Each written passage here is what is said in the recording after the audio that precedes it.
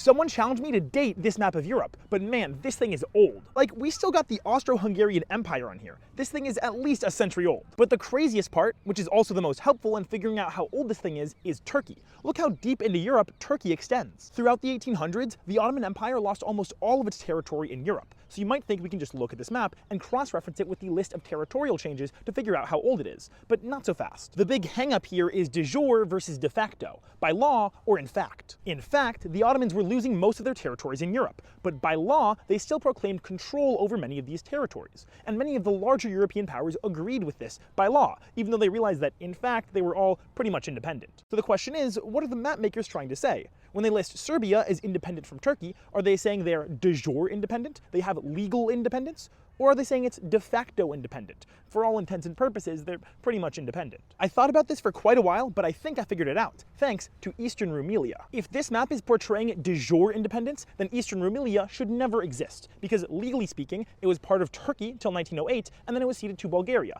It was never independent. So the map must be portraying de facto independence, which makes sense. Even though Turkey claimed Eastern Rumelia for decades after the fact, for all intents and purposes, it was independent after the Treaty of Berlin, but before the unification of Bulgaria.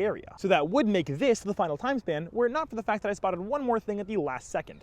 This little region right here, known as Thessaly, is listed as part of Greece and not part of Turkey. We know that this territorial change happened after the Convention of Constantinople, which means the map must have been made after that. So here's my best guess for the age of this map. Given how old it is, I think a 4-year uncertainty isn't too bad.